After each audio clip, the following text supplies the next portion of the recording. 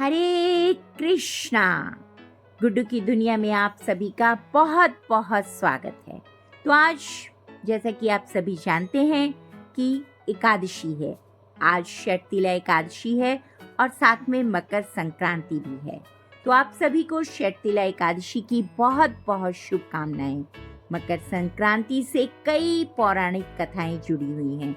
जैसे कि हम पहले ही एकादशी की कथा पहले ही डाल चुके हैं, तो आज हम आपसे बात करेंगे मकर संक्रांति की कथाओं के बारे में। कहा जाता है कि इस दिन भगवान सूर्य अपने पुत्र शनि से मिलने स्वयं उसके घर जाया करते हैं। शनिदेव चूंकि मकर संक्रांति के स्वामी हैं, अतः इस दिन को मकर संक्रांति के नाम से जाना जाता है। मकर संक्रांति के दिन ही गंगा जी भगीरथ के पीछे पीछे चलकर कपिल मुनि के आश्रम से होकर सागर में जाकर उनसे मिली थी।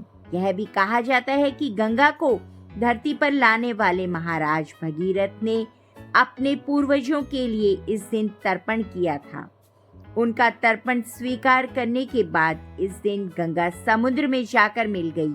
इसलिए मकर संक्रांति पर गंगा सागर में मेला भी लगता है। इस दिन भगवान विष्णु ने असुरों का अंत कर युद्ध समाप्ति की घोषणा की थी। वह सभी असुरों के सिरों को मंदार पर्वत में दबा दिया था। इस प्रकार इस दिन बुराइयों और नकारात्मकता को खत्म करने का दिन भी माना जाता है। यशोदा जी ने जब श्री कृष्ण जन्म के लिए व्रत किया था, तब सूर्य देवता उत्तरायण काल में पदार्पण कर रहे थे और उस दिन मकर संक्रांति थी। कहा जाता है कि तभी से मकर संक्रांति व्रत का प्रचलन भी हुआ। रूठों को मनाने की परंपरा वाला त्योहार, बड़ों के सम्मान का दिन और अपनी गलती स्वीकार कर सुधार करने का दिन मकर संक्रांति का ही दिन है। क्षमा मांगने और क्षमा करने का दिन है मकर संक्रांति।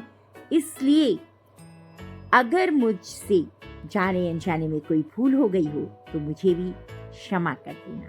आप सभी को सब प्रेम सादर प्रणाम। आप सबको और आपके परिवार को मकर संक्रांति और एकादशी की हार्दिक शुभकामनाएं। भगवान आपकी जिंदगी में ढेरों खुशियां लेकर आए। धन्यवाद।